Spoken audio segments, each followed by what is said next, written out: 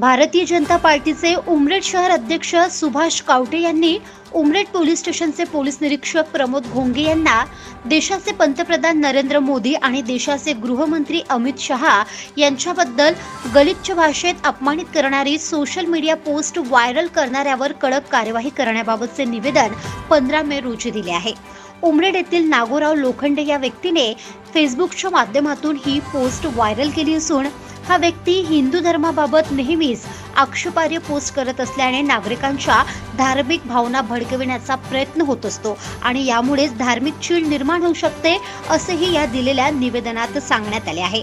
सदर व्यक्ती हा शिक्षक असून सोशल मीडियाचा गैरवापर करत असल्याने या व्यक्तीवर तातडीने कडक कार्यवाही करण्यात यावी, अन्यथा भारतीय जनता पार्टी उमरेड शहर आणि ग्रामीण तर्फे तीव्र आंदोलन करण्याचा इशारा सुद्धा या निवेदनाच्या मार्फत देण्यात आला आहे। सदर निवेदनाची प्रत उपविभागीय पोलीस अधिकारी आणि पोलीस अधीक्षक नागपूर ग्रामीण यांना देण्यात आली आहे।